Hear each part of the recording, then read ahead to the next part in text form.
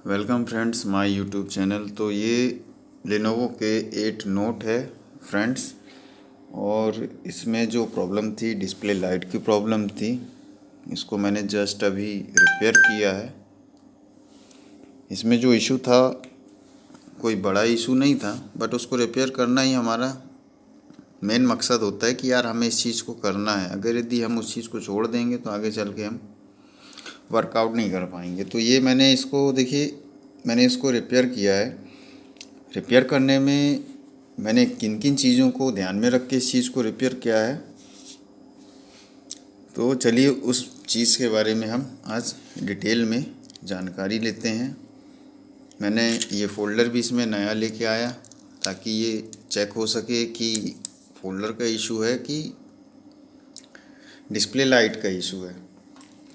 फिर मैंने इसको जब रिपेयर किया तो रिपेयर करने से मुझे एक चीज़ कंफर्म हुई, यार कंफर्म करना ही सबसे बेस्ट है। तो जो रियल में इसका जो वर्कआउट था वो कुछ इस तरीके से था, मैं आपको बताना चाहूँगा।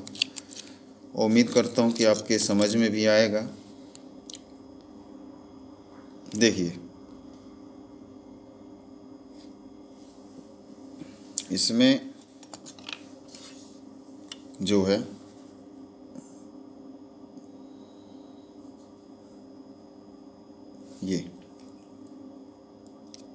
ये डायोड था, ये भी ओके था। ज़्यादातर वैसे डिस्प्ले में लाइट की जो इशू होती है वो इस डायोड की मदद से रिपेयर होती है। डायोड थी, ये कॉइल थी, और ये एक कैप लगा हुआ था। अगर आपने बेसिक इलेक्ट्रॉनिक्स अगर यदि आपने पढ़ा होगा तो आपको मालूम होगा कि एक कैप की कैपेबिलिटी क्या होती है। अगर यदि वो सीरीज़ में होती है या पैरेलल में तो उसकी क्या कैपेबिलिटी। तो मैंने यहाँ पे चेक किया, जस्ट यहाँ पे वीवेट की सप्लाई भी आ रही थी, यहाँ से आउट भी हो रही थी। और डिस्प्ले में जो इसकी हलचल थी वो हलचल ये थी कि एकदम नॉर्मल, मतलब मुझे एक सेंस मिला कि मैंने जब उसमें मार्केट वाला जब फोल्डर लगा तो उसमें हल्की सी लाइट तो बनी, लेकिन लाइट के साथ साथ उसमें क्या प्रॉब्लम निकली कि यार ग्राफिक भी नहीं आ रहा था। जब ग्राफिक नहीं आया तो देखिए, ग्राफिक के लिए इस साइड में एडिशनल में ये एक आईसी दी हुई है, ग्लास आईसी है।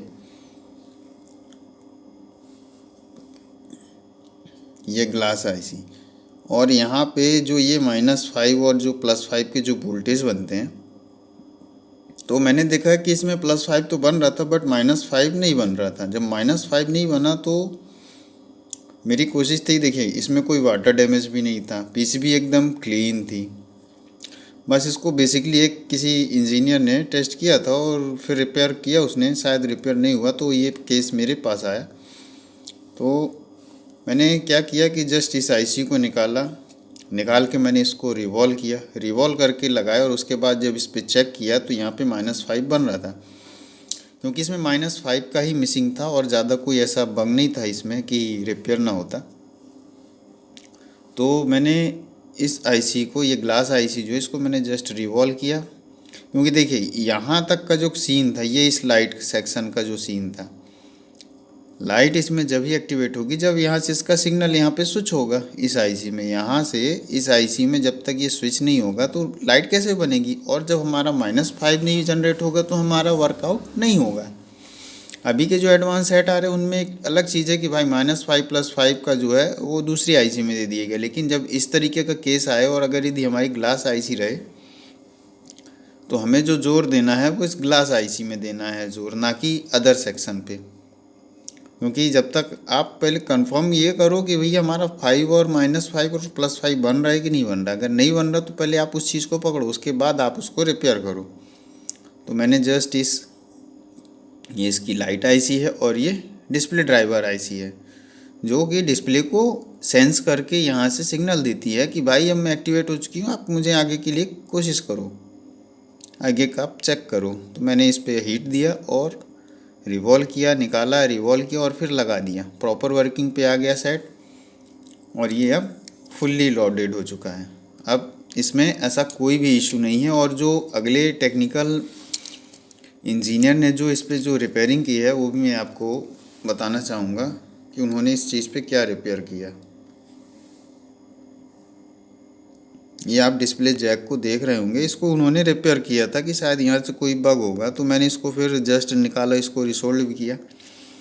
रिसोल्व करने से भी प्रॉब्लम सॉर्ट नहीं हुई, तो फिर मैंने कहा कि भाई अब इसको आगे की ओर बढ़ना चाहिए, तो जाके ये केस सॉल्व हुआ।